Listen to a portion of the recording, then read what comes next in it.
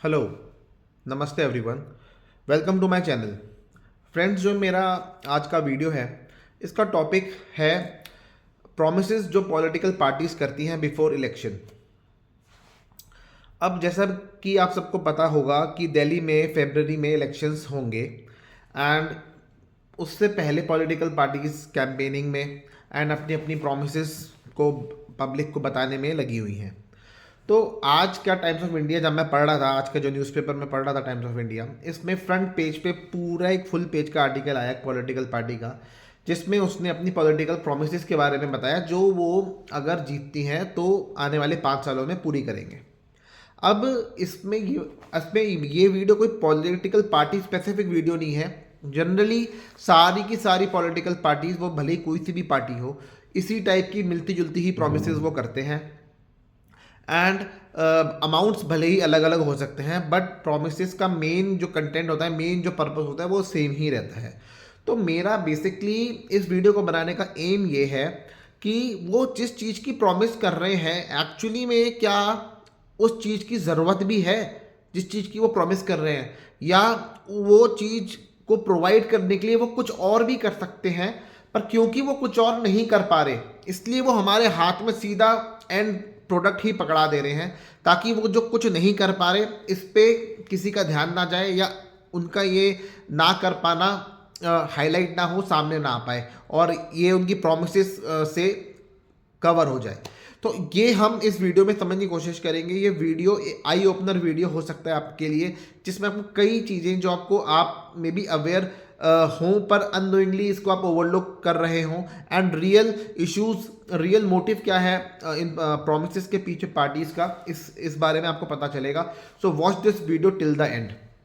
तो जब मैंने वो न्यूज़पेपर में आर्टिकल पढ़ा जिसमें उसने मतलब जिसमें उस पॉलिटिकल पार्टी ने पूरे एक पेज पे अपनी सारी प्रोमिसेस बताई थी, तो मेरे को ऐसा लगा कि ये एक्चुअली में हो क्या रहा है। ये एक वैसी सिचुएशन हो गई जैसे घर में जो हाउसवाइफ है वो किचन में खाना बना रही हो, एंड खाना बनाते के बीच में उसका एक छोटा बेबी उसको परेशान करने लग जाए, या उसको रोने लग जाए, एंड वो तुरंत नहीं आ सकती क्योंकि वो खाना बना रही है, तो वो उस बेबी को झुंझुना पकड़ा देती है, या कोई टॉय पकड़ा देती है, या आजकल की डेट में मोबाइल फ़ोन पकड़ा देती है, और वो बेबी को क्या मिलता है, टेम्परेरी रिलीफ मिल जाता है, और बेबी शांत हो जाता है, और वो महिला किचन में जाके अपना खाना बना लेती है। तो मुझे कुछ इस टाइप की फीलिंग आई कि गवर्नमेंट हमारे को वो छोटा बेबी, गवर्नमेंट ने पब्लिक को क्या छोटा बेबी समझ रखा है कि वो इस टाइप की प्रोमिसेस जो कर रहे हैं उससे मतलब एक्चुअली में क्या अचीव होगा अब उसमें। और ये प्रोमिसेस, ये मैं सिर्फ स्पेसिफिकली वो दिल्ली इलेक्शंस नहीं कर रहा हूँ, कोई भी इलेक्शन आ जाए, कोई भी पॉलिटिकल पार्टी हो, प्रोमिसेस इसी टाइप की ही होती हैं। एंड पॉलिटिकल पार्टीज में आपस में इतना कंपटीशन होता है कि किसी ने अगर इस अमाउंट की प्रॉमिस करी तो कोई इस अमाउंट की करेगा, अगला वाला इस अमाउंट की करेगा, मतलब अमाउंट को बीट करने में लगे रहते हैं। बट जो एक्चुअल इशू है ना, उसका उसका जो कॉज है वो पकड़ने में किसी का ध्यान नहीं है, या वो पकड़ भी लें तो वो करेक्ट करना उनके लिए मुश्किल है, या इनकेपेबल है वो पूरा करने के लिए, इसको ढक देते हैं वो प्रॉमिस करके। अब प्रोमिस कैसी आ रही है कि free medical treatment up to this amount. अब वो अमाउंट क्या है, जो मतलब वो अमाउंट जो भी हो, मतलब free medical treatment, free life insurance, medical insurance, free LPG gas cylinder on festivals, या जस्ट मतलब 500 रुपये में भी LPG cylinder, free education from primary level till the higher level.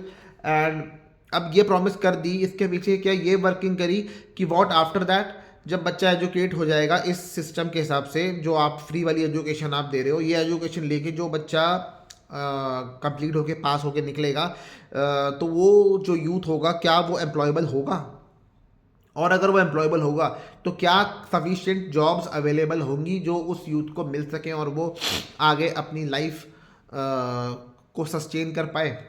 इसकी वर्किंग क्या है पता नहीं। अब इसके अलावा प्रोमिसेस हैं कि इलीगल कॉलोनीज़ को लीगलाइज किया जाएगा, रिफ्यूजी कॉलोनीज़ को लीगलाइज किया जाएगा, ताकि अगले 5 साल मतलब ताकि अगर वो ये करने में सक्सेसफुल हो जाएं तो अगले 5 सालों के लिए उनका एक वोट बैंक ऑलरेडी कंसोलिडेट हो जाए कि ये तो हमें इस प्रॉमिस के पूरा होने के बेसिस पे वोट अगले बार भी दे ही देंगे। फिर लोन फैसिलिटी दी जाएंगी पुअर को, फिर उसकी रीपेमेंट का क्या वो पता नहीं। अब न्यूमरस प्रोमिसेस अनाउंसमेंट्स ऐसी की गई, ऐसी स्कीम्स बताई गई हैं जो वो कितनी इम्प्लीमेंट होती हैं, कितनी एग्जीक्यूट होती हैं, वो कहीं से चेक ही नहीं हो सकती। एक पब्लिक, जनरल पब्लिक के द्वारा उनकी चेकिंग पॉसिबल ही नहीं है। जैसे कि रिवर को क्लीन किया जाएगा, अब रिवर को क्लीन ज़रूर करना चाहिए, पर ये एक्चुअली में कितना हुआ कितना नहीं हुआ, रियल लाइफ में इसका इम्पैक्ट पता ही नहीं चलेगा। सीवर्स को क्लीन किया जाएगा, ड्रेनेज सिस्टम को ओवरहॉल किया जाएगा, अब ये 5 सालों में कितना होगा उसका एक्चुअल जो जनरल पब्लिक है उन तक इम्पैक्ट आते आते कितना टाइम लग जाए, क्योंकि काम ही जब स्टार्ट होगा, चलेगा, कंप्लीट होगा, तब जाके तो इम्पैक्ट आएगा। अब वो इम्पैक्ट कब आ रहा है, कौन कितना इसकी चेकिंग कर पा रहा है। फिर न्यू स्टैचूज बनाए जाएंगे, कल्चरल कॉरिडोर्स बनाए जाएंगे। इससे पहले और भी काफ़ी कुछ बेसिक बुनियादी चीज़ें हैं जो हो जानी चाहिए, पर उस पर किसी का ध्यान नहीं है। तो प्लीज़ रिक्वेस्ट है कि उस पर पहले आप ध्यान दीजिए। तो इन सब चीज़ों से, इन सब प्रोमिस से क्या, किस टाइप का मैसेज कन्वे किया जा रहा है जनरल पब्लिक को? मैसेज ये कन्वे किया जा रहा है कि भाई if you are a poor, if you are a women, if you are lower section of society या backward section of society, then आपका फ्यूचर गवर्नमेंट स्पॉन्सर कर देगी।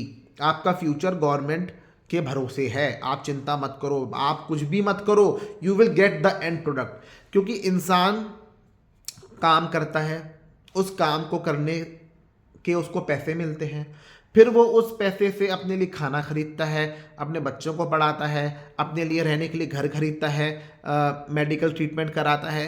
पर ये सब चीज़ें उसको पहले ही आप दे दो, काम करके पैसा कमाने की बजाय पहले ही उसके अकाउंट में कुछ 1000 रुपये आप पहले ही दे दो, तो फिर ये लिंक तो टूट गया ना। काम करने की तो रिक्वायरमेंट ही नहीं, क्योंकि काम करके जो आप एंड प्रोडक्ट हासिल करोगे वो एंड प्रोडक्ट ही आपको पकड़ा दे रहे हैं।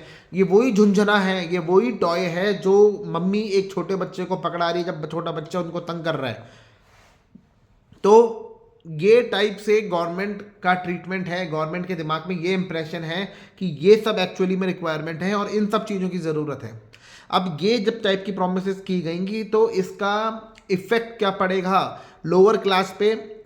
इसका effect lower class, poor, backward section of society, women पे क्या पड़ेगा, जिनके लिए स्कीम्स बनती हैं और जिनके लिए जिनको खूब लुभाया जाता है इलेक्शन से पहले, उन पे क्या प्रभाव पड़ेगा? उन पे ये प्रभाव पड़ेगा कि वो इलेक्शन में वोटिंग करने के लिए हमेशा इंटरेस्टेड रहेंगे, हमेशा आगे से आगे बढ़ के वोट डालेंगे। पर मिडिल क्लास पे क्या रहेगा इम्पैक्ट? मिडिल क्लास पे इम्पैक्ट क्या रहेगा? मिडिल क्लास के मतलब की बात यहाँ बिल्कुल नहीं होती। इन स्कीम्स से मिडिल क्लास के मुद्दों का रिजॉल्व होना कहीं से नहीं दिखता। कोई भी उन मुद्दों को इंटरेस्टेड है एड्रेस करने के लिए कहीं से पता नहीं लगता। ऐसा नहीं है कि मिडिल क्लास के पास मुद्दे नहीं है, मिडिल क्लास भी हाईली स्ट्रेस्ड है, ओवरवर्कड है, just to be able to afford to pay high school fees, EMIs, higher medical cost, higher rents and even higher, सबसे ज़्यादा इवन हायर टैक्सेस। तो इतना कुछ जब मिडिल क्लास पे कर रही है और उसके लिए ओवरवर्क और हाईली स्ट्रेस हो रही है, तो क्या इन्हीं के पैसों से ही तो गवर्नमेंट इन स्कीम्स को फंड करती है? तो क्या गवर्नमेंट की कोई अकाउंटेबिलिटी इस मिडिल क्लास के प्रति नहीं है? मिडिल क्लास के टैक्सेस के पैसों से ये स्कीम्स को स्पॉन्सर किया जाता है, ये स्कीम्स को चलाया जाता है, और मिडिल क्लास की ही एक्चुअल मुद्दे जिनसे उनकी लाइफ डिस्टर्ब्ड है, जिनसे वो टेंस्ड हैं, स्ट्रेस्ड हैं, उनके रिलीफ का कोई भी इशू एड्रेस करने में कोई इंटरेस्टेड नहीं है। तो ये किस टाइप की अकाउंटेबिलिटी है? उसके बाद अब तो ये जो इफेक्ट है ये क्लियरली दिखता है, और ये क्लियरली हम वेरीफाई भी कर सकते हैं। हमारा जो वोटर टर्न अराउंड परसेंटेज होता है वो रूरल एरियाज, बैकवर्ड एरियाज में हमेशा ज़्यादा होता है as compare to urban areas जहाँ ये मिडिल क्लास रहती है। अर्बन एरियाज का voter percentage, turn around percentage हमेशा कम होता है, which clearly shows middle class धीरे धीरे अपना फेथ और अपना इंटरेस्ट इस वोटिंग सिस्टम में खो रही है, या इस गवर्नमेंट की फॉर्मेशन का जो प्रोसेस है इसमें खो रही है, बुरी तरीके से खो रही है। अब ये जो जितनी भी स्कीम्स हो गई, ये स्कीम्स या तो पुअर के लिए होंगी, लोअर सेक्शन के लिए होंगी, महिलाओं के लिए होंगी, और या ये जो स्कीम्स होंगी इनको काफ़ी हद तक, काफ़ी ज़्यादा हद तक ये इंक्लाइंड होंगी towards females as compare to males. फिर किसी ना किसी तरीके का मॉनेटरी ट्रांसफर किया जाएगा इन स्कीम में फ्रॉम गवर्नमेंट टू बेनिफिशियरी, और अगर मॉनेटरी ट्रांसफर नहीं हुआ तो कुछ एक्सपेंसेस को गवर्नमेंट स्पॉन्सर कर लेगी। अब ये सब, अगर ये सब किसी भी सेक्शन ऑफ सोसाइटी के लिए हो रहा है, किसी भी जेंडर के लिए हो रहा है, तो वो तो जेंडर इंटरेस्टेड हमेशा रहेगा ही ना गवर्नमेंट को वोट डालने के लिए और गवर्नमेंट को लाने के लिए। अब जिसके लिए हो ही नहीं रहा है, जिसके मुद्दों के ऊपर बात ही नहीं हुई है, उसके लिए क्या करेगी वो सेक्शन? तो और कभी भी इंटरेस्टेड नहीं होगा, बल्कि धीरे धीरे अपना इंटरेस्ट लूज कर देगा, अपनी फेथ खो देगा इस प्रोसेस में। तो बड़ा सवाल ये है, जब इतनी स्कीम्स गवर्नमेंट चला सकती है, इतनी स्कीम्स को चलाने के लिए गवर्नमेंट के पास पैसा है, स्पॉन्सर करने के लिए गवर्नमेंट के पास पैसा है, तो उस पैसे से, तो अगर वो पैसा अवेलेबल है, रिसोर्सेज अवेलेबल है, तो government first of all fail ही क्यों होती है? Government, how the government is failing in giving a quality education system? मतलब ऐसा एजुकेशन सिस्टम भी, गवर्नमेंट का एजुकेशन सिस्टम कैसा है, गवर्नमेंट स्कूल्स की हालत क्या है, इससे आप सब वाकिफ़ होंगे। गवर्नमेंट स्कूल में टीचर्स तक हायर नहीं है जितनी रिक्वायर्ड है। जो टीचर्स ऑलरेडी काम करते हैं वहाँ पे, उनको टाइम से सैलरी नहीं मिलती। Non teaching staff, anganwadi workers, किसी को भी सैलरी टाइम से नहीं मिलती। जो मील्स दी जाती हैं स्कूल्स में, गवर्नमेंट स्कूल्स में बच्चों को, मिड डे मील्स, वो कितनी न्यूट्रिशियस और कितनी मिलावटी होती हैं और कितनी पॉइजनस होती हैं, जिनकी वजह से कितने बच्चे मरते हैं, ये भी सबको क्लियरली पता है। और फिर quality education, best infrastructure, hygiene standard, sanitation standard, safety, sports facility, teachers, non teaching staff, ये सब बेस्ट क्वालिटी का क्यों नहीं प्रोवाइड कर पा रही, जब गवर्नमेंट के पास इतना पैसा है कि वो ऐसी स्कीम्स दे रही है? वो free education from primary to higher level की बात कैसे कर रहे हैं, जब उनका एग्जिस्टिंग स्कूल सिस्टम ही बुरे हाल में है? जो existing school system, existing school infrastructure को तो ठीक कर लो, then you make the new promises. Government का health care system, medical system ही इतने बुरे हाल में है कि वो क्या किसी पेशेंट के बुरे हाल को ठीक करेंगे? गवर्नमेंट हॉस्पिटल्स में डॉक्टर्स की हायरिंग नहीं होती, या जो डॉक्टर्स हैं वो क्वालिफाइड नहीं हैं, डॉक्टर्स को सैलरी नहीं मिलती, डॉक्टर के पास कोई भी मोटिवेशन नहीं है अपना गवर्नमेंट हॉस्पिटल में जो पेशेंट्स आते हैं उनको अटेंड करने की और उनको ठीक करने की। हर गवर्नमेंट हॉस्पिटल के डॉक्टर्स ने अपना भी प्राइवेट क्लिनिक खोला हुआ है। पहले वो अपने प्राइवेट क्लिनिक को अटेंड करते हैं, फिर गवर्नमेंट हॉस्पिटल्स में आते हैं। अभी कल ही मैं आज तक में एक इंटरव्यू मतलब एक न्यूज़ देख रहा था, जहाँ पे रिपोर्टर दिल्ली के डिफरेंट एरियाज़ में सर्वे कर रहे हैं कि वहाँ के लोगों को क्या एक्सपेक्टेशंस हैं न्यू गवर्नमेंट से, और पुरानी का क्या फीडबैक है, और उनकी प्रॉब्लम्स क्या हैं जिनको वो सॉल्यूशंस चाहते हैं। तो उसमें एक मिडिल एज लेडी से उस रिपोर्टर ने पूछा, जो मिडिल एज एक लेडी थी, कि आपकी क्या प्रॉब्लम है। तो उस लेडी ने ये बताया कि उसकी मदर एडमिट हैं द्वारका में किसी हॉस्पिटल में, और उस हॉस्पिटल के 3 ब्लॉक्स हैं, एंड सिर्फ एक ही ब्लॉक है जहाँ पे डॉक्टर आते हैं या जहाँ डॉक्टर अवेलेबल हैं, जहाँ पे नर्सिंग स्टाफ अवेलेबल है। बाकी के जो 2 ब्लॉक्स हैं वहाँ डॉक्टर ही नहीं है, पेशेंट्स अनअटेंडेड वहाँ पे हैं, कोई ध्यान देने वाला नहीं है, एंड उनकी मदर का भी ट्रीटमेंट इस वजह से बहुत लंबे टाइम उस ट्रीटमेंट को कंप्लीट होने में लगे। तो जब हॉस्पिटल्स का ये हाल है, स्कूल्स का ये हाल है, तो गवर्नमेंट के ये स्कीम्स चलाने के लिए गवर्नमेंट, फिर पैसा जब गवर्नमेंट के पास है तो गवर्नमेंट यहाँ क्यों नहीं लगा रही? अब इससे क्या शो हो रहा है कि गवर्नमेंट का एक्चुअली में मोटिव है क्या? गवर्नमेंट का क्या मोटिव है, इससे क्या पता लग रहा है? तो ये एक बिग क्वेश्चन है, और इसका रिजल्ट क्या होगा? अब रिजल्ट, अगर ये स्कीम्स नहीं रुकी, आप एग्जाम्पल के तौर पे मान के देखो कि एक गवर्नमेंट स्कूल है, अगर हम उसको फुल कैपेसिटी पे चलाएं और उसमें क्वालिटी एजुकेशन दें, बेस्ट इंफ्रास्ट्रक्चर दें, टीचिंग स्टाफ दें, नॉन टीचिंग स्टाफ दें, स्पोर्ट्स फैसिलिटी दें, सेफ्टी दें, हाइजीन दें, सब कुछ बेस्ट क्वालिटी का दें, क्योंकि गवर्नमेंट के पास पैसा है, तो सपोज हम ऐसा कर पाते हैं। और अगर ऐसा हो जाए तो इमेजिन करके देखो कितनी ज़्यादा एम्प्लॉयमेंट इस एक स्कूल से जनरेट होगी। इतने सारे जो डिपार्टमेंट्स मैंने आपको बोले, इन सब में स्टाफ चाहिए होगा। उन स्टाफ को अगर हम अच्छी सैलरी दें तो क्यों नहीं स्टाफ गवर्नमेंट स्कूल में आके काम करेगा? तो गवर्नमेंट के पास जब पैसा है तो पैसा कहाँ खर्चना है, वो उसको क्या रास्ता नहीं मालूम, क्या उसकी इंटेंशन नहीं है सही जगह पैसा खर्चने की? तो जब एक स्कूल से इतनी एम्प्लॉयमेंट और इतनी अच्छी एजुकेशन आ सकती है और उससे पढ़ने वाला बच्चा भी कल को जब एम्प्लॉयबल होगा क्योंकि उसको अच्छी एजुकेशन मिली है, तो क्यों नहीं गवर्नमेंट इस डायरेक्शन में काम करती। अब मेरे हिसाब से जो मेरा पर्सपेक्टिव है, जो मेरा पॉइंट ऑफ व्यू है, जो करेक्ट अप्रोच ये होना चाहिए कि फ्री का सिस्टम ये बंद होना चाहिए, फ्री की चीज़ें ये बंद होनी चाहिए।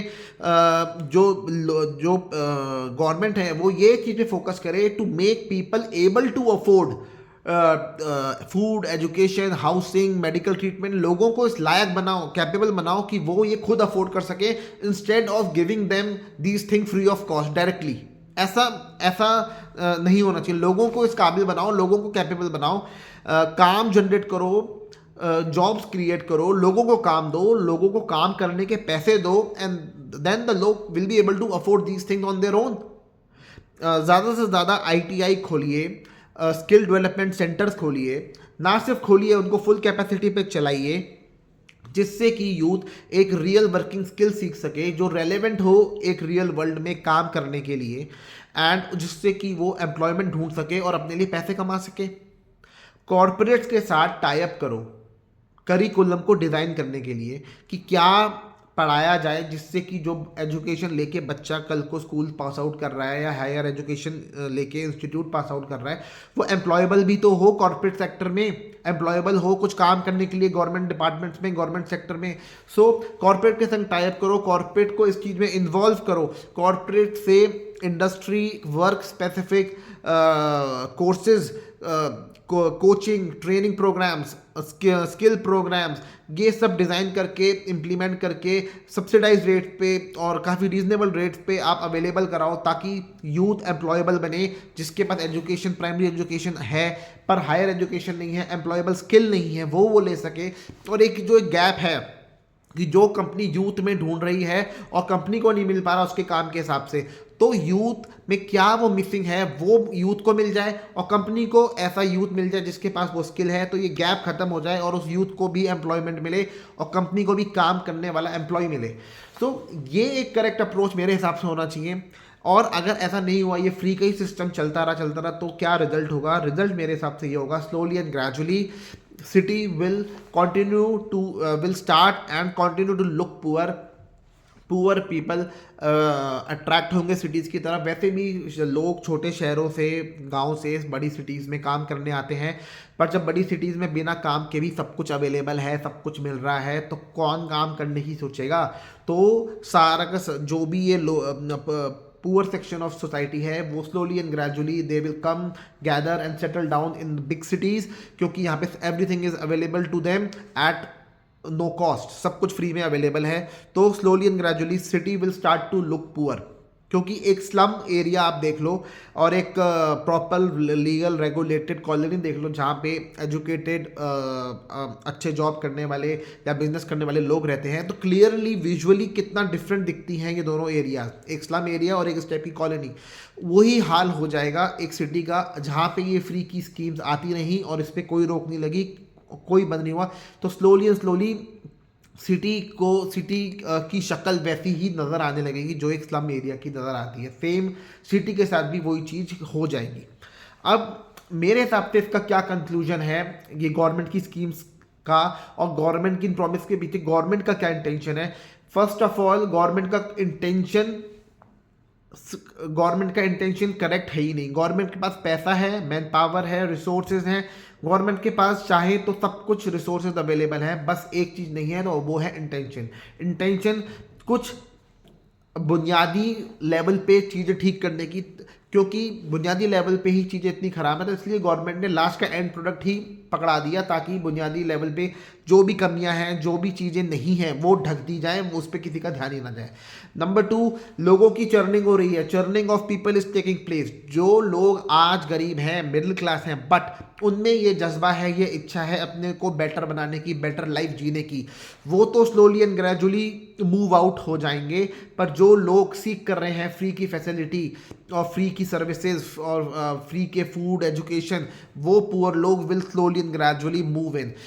कल को यही होगा, कल को जो लोग अच्छा बेटर लाइफ की एक्सपेक्टेशन रखते हैं, इच्छा रखते हैं, और आज मिडिल क्लास हैं, आज गरीब हैं, तो slowly slowly they will become middle class और upper class and they will gradually move out, and कल को they will move out, and कल क्या होगा, जो नया पूल एक क्रिएट हो जाएगा पुअर पीपल का, लोअर सेक्शन का, बैकवर्ड सेक्शन का, और फिर ये जो पुअर पीपल जो ये नया पूल होगा ये सीख करेगा गवर्नमेंट से फ्री का फैसिलिटीज़, फ्री की सारी कन्वीनियंस ये सीख करेगा।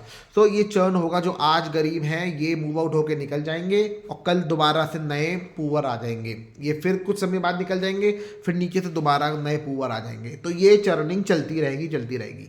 एंड थर्ड, अगर किसी भी सिटी की शक्ल या किसी भी सिटी की लुक और उसमें रहने वाले लोगों की नीयत को ख़राब करना है तो ये फ्री की स्कीम निकालो, वरना ये फ्री की स्कीम को निकालना बंद कर दो, कंप्लीटली बंद कर दो। ये कोई तरीका है ही नहीं इलेक्शंस को जीतने का। अगर इलेक्शंस जीतने हैं तो मेरिट पे जीतो।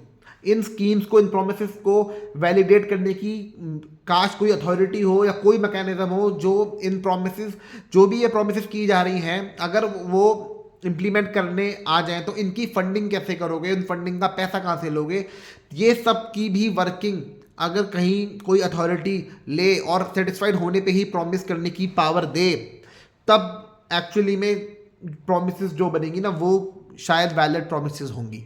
सो यही मेरा इस वीडियो का एम था कि मैं आपको वो पहलू भी दिखा सकूं, क्लियरली आपको वो पहलू भी दिखा सकूं जो मे बी आपको इन न्यूज़पेपर के फुल पेज के एड्स नहीं दिखा पा रहे, उन प्रोमिसेस के बारे में, उन प्रोमिसेस के और भी दूसरे इफेक्ट्स क्या होंगे या उन प्रोमिसेस को करने के पीछे रियल मोटिव क्या है, वो जो ये न्यूज़पेपर के एड्स नहीं बता पा रहे।